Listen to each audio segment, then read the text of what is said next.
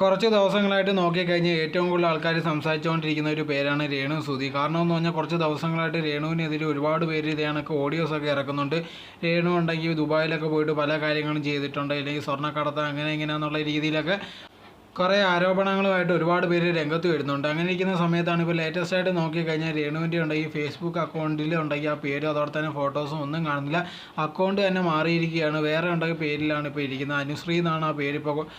ഇത് കണ്ടപ്പോൾ ഒരുപാട് പേര് ഇപ്പോൾ പറഞ്ഞത് ഇതിനകത്തുള്ള പ്രശ്നങ്ങളൊക്കെ വന്നപ്പോഴത്തേക്ക് ഉണ്ടെങ്കിൽ രേണു സുധി ഉണ്ടെങ്കിൽ എല്ലാം ഇട്ടിട്ട് പോയിരിക്കുകയാണ്. അതല്ലെങ്കിൽ ഇതിനകത്ത് ഫോട്ടോസും അല്ലെങ്കിൽ എല്ലാ കാര്യങ്ങളും മാറ്റി ആക്ട് ചെയ്ത് വേറെ പ്രശ്നമോ അല്ലെങ്കിൽ ഭയങ്കരമായിട്ട് സിമ്പതി പിടിച്ചു പറ്റാനുള്ള രീതിയിലുള്ള കാര്യങ്ങൾ ശ്രമിക്കുക എന്നുള്ള രീതിയിലൊക്കെ ഒരുപാട് പേര് പറയുന്നുണ്ട്. പക്ഷേ യഥാർത്ഥത്തിൽ എന്തുകൊണ്ട് സംഭവിച്ചത്, ഇനി അക്കൗണ്ടിന് എന്ത് പറ്റി, ആരെങ്കിലും ഹാക്ക് ചെയ്തതാണെന്നൊന്നും അറിയത്തില്ല. പക്ഷേ ഒരുപാട് പേരുണ്ട് ഇത് കണക്ക് രേണു ഇത് മനഃപൂർവ്വം ചെയ്യുന്നതെന്നുള്ള രീതിയിലാണ് പറയുന്നത്.